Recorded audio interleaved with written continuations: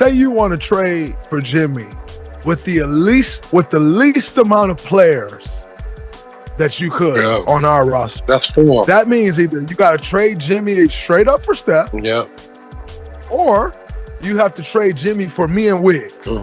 And it's like, right? So I don't think you're going to do that. So then now you start looking at, what else? Well, you got to trade like 5 guys. It finally happened. One of the worst kept secrets in the NBA, to the point where the NBA fans themselves knew that this was going to happen. You heard Jimmy Butler in press conferences basically saying he don't really want to be here. He lost his joy. And then Pat Riley came out saying he's not going to get traded, followed by a bunch of suspensions here, suspensions there. It just got to the point where I kind of stopped talking about it completely. I made a couple videos and I said, you know what? I'm going to really give my input when a trade actually happens, and we're here. Let's break this down quickly. First, I'm going to focus on the Warriors side, and then I'll kind of get to the Miami part of the equation in this. So the Miami Heat trade Jimmy Butler to the Golden State Warriors for Andrew Wiggins, Dennis Schroeder, Kyle Anderson, and a protected first-round pick. First off, I said in previous videos, and you could go through my catalog, that Jimmy Butler was best suited on the Golden State Warriors, not the Phoenix Suns, where guys like Stephen A. Smith thought that he would be a perfect match because of his personality, and people saying that the Phoenix Suns were soft, Jimmy Butler being a real tough dude mentally. But in terms of on the court chemistry, I didn't think that would work. Jimmy Butler's more of a slasher, mid-range guy who wants to get to the rim. When I watched the Phoenix Suns offense, it seemed more like we're going to put a bunch of dudes on the three-point line and hope for the best with Kevin Durant, Devin Booker. I just didn't see Butler thriving in that environment as much as I do with the Golden State Warriors. I think Steve Kerr is going to do a lot of creative plays with Steph Curry and Jimmy Butler in the post or in the mid-range with Draymond Green with the ball at the top of the key, looking for Butler, flashing to the rim, while Steph Curry at the same time flares out to the three-point line off of a screen. Those are the plays I envision Jimmy Butler doing with the Warriors. And speaking of the Warriors, as I'm recording this video, I've been getting updates on my phone. I just seen that Jimmy Butler signed a 2-year extension worth $121 million with them. I know exactly how Jimmy feels. I've been in this situation many times. All that I've done for you, and you don't want to give me what I want?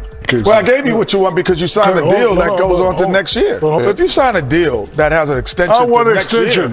you're not getting one. So you're saying you're not getting. I want an extension. They have paid Jimmy Butler. Jimmy Butler makes $50 million a year. Want more? So what? He ain't getting more. But you can't just not show up to work. Why not? That was probably the most appropriate time to replay that clip. Y'all remember it inside the NBA. They're talking about Jimmy Butler. Shaq is taking the side of Butler, saying, yeah, I would do the same thing. I'm sitting out. You don't want to give me the extension and the money. A lot of fans were looking at it like, nah, you're getting paid, go out there and play. Well, now the Golden State Warriors said, we'll give you the extension, Jimmy Butler, because unlike the Miami Heat, we believe we're just one piece away from getting that title. We have Steph Curry.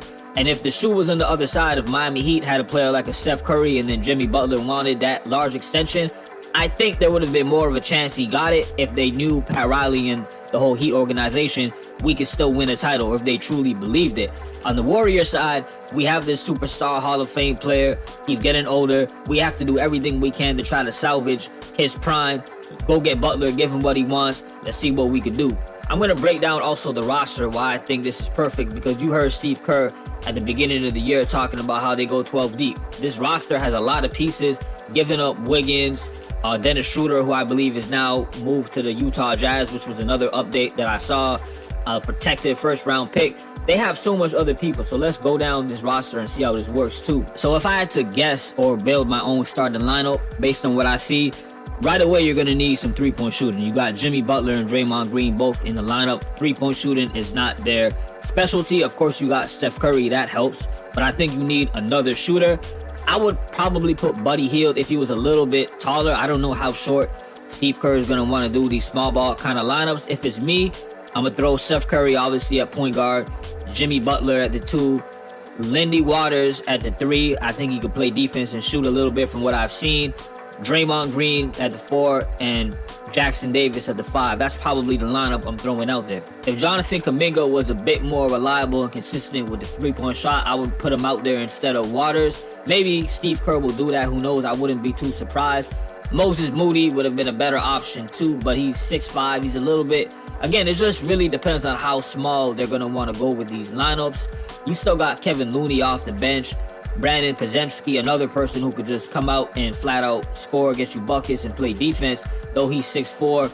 I like the Warriors team overall. Gary Payton, a rugged defender. And then, of course, I already mentioned Buddy Hield. Remember, Jimmy Butler, the teams that he took to the NBA Finals 2 times when he was with the Miami Heat, these weren't flooded with superstar, all-star level talent. He was just really leading the team on his own. You add him now with Steph Curry and this roster that has pieces, the Warriors are saying something. And keep in mind also, when the season first started, they were 12-3. They were at the top of the West for a little bit before they started falling down. Now, the flip side to all of this, and this is definitely a storyline narrative you're going to hear people talk about because there is truth in it, Draymond Green and Jimmy Butler.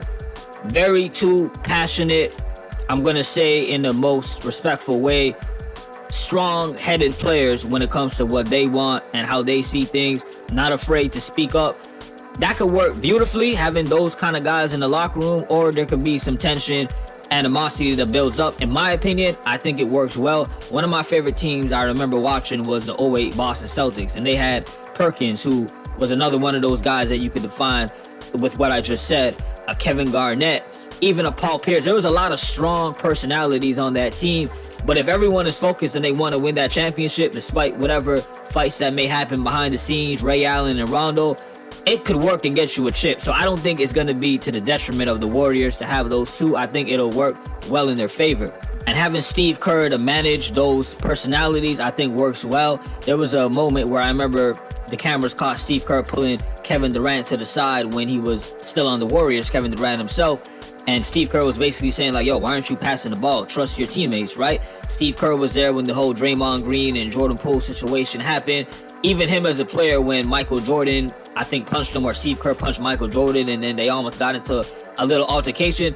Basically, in the worst case scenario, you have a coach that has experience as a coach himself and a player in these kind of situations. Speaking of Steve Kerr, and not to get too off topic, you'll see where I'm going with this right now.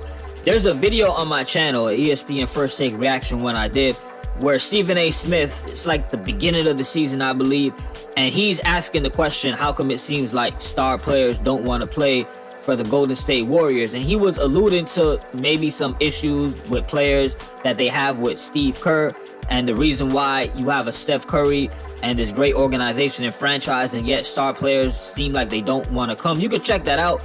Now that Jimmy Butler is on the team, it'll be interesting to see if Stephen A. gets into that, or, you know, just something I wanted to throw out there because I did cover it and give my reaction to it. Lastly, let me go over the Miami Heat side of this. I don't want to ignore it. They are a part of this trade, obviously.